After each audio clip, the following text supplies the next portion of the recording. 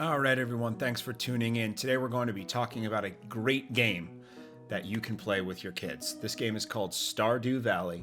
I've just started playing this game and I am absolutely in love with it. So, we talked about Minecraft before as being a great collaborative game that you can play with your kids because it's super creative and you have unlimited building resources and it's a great way to connect and do something together. Well, I think Stardew Valley is another great example of that. The basic concept of the game is that you've inherited a farm from your grandfather and you moved from the big city to the country to develop your farm. In the game, you can plant seeds, grow crops, and sell them for profit. You can find items throughout the town and gift them to people, whether those are flowers or rare gems, or you can go into the mines and try and find ore to develop your tools. It's really, really fun. It's really, really immersive, and it's got a great art style. So let's take a look at how this works. So here we are at the start of a new day. Hop out of bed and head out to our farm. You'll notice it's raining today, so here's my little modest set of crops that are growing. I would have to water them under normal circumstances, but today, because it's raining, I don't. And first thing I'm going to do is check the mail and see what's coming in. Just got back from a fishing trip. You should come down to the beach. I've got something for you. So let's see what this is all about.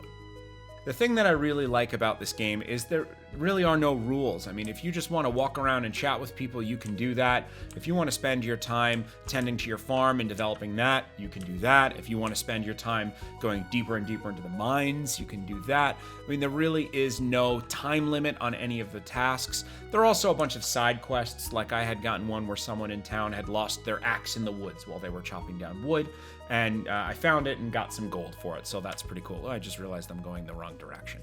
So let's head down on this rainy day to the beach to go find Willie. I have a feeling he's going to give us something. I also just realized that my inventory is entirely too full. So you do have inventory spaces to carry items, and it is limited in space, so we'll see what happens here. I'm going to go ahead and skip this, and let's go ahead and get rid of this coal. Actually, let's get rid of the clay. And Willie has gifted us a fishing pole. So now we have a fishing pole, and we can go to the pier and cast off and see if we catch anything. Fishing is another thing that you can spend your time doing, and there are a bunch of side quests associated with catching different kinds of fish. Another side quest is the community center in town has gotten a bit dilapidated, and there's a bunch of things you can do to repair that. So that's one that I've been working on, but it's great. It's a really fun game. There's very little violence. There's a little bit of combat in the caves, but it's mostly like whacking little green slimes with a sword. It's not gory or bloody in any way. It's very cartoony and simple. And there is a multiplayer version of this game, which allows you to work collaboratively with other people on your farm. You can share resources, you can develop separate farms, but just work together to develop them, or you can work together on one farm. There's really a lot you can do. So I'm just going to get out of this here, and we'll go into town and see what else is going on. My favorite thing about this game, outside of the fact that it's really immersive and relaxing to play, is as you start to get into it, especially in multiplayer, you can start to develop a strategy and work together and sort of divide and conquer. So one person can tend to the crops while the other one goes into the mine to look for ore so you can upgrade your tools, or one person will give something to the townspeople to try and befriend them while the other one will work on tending to the livestock, whatever that may be.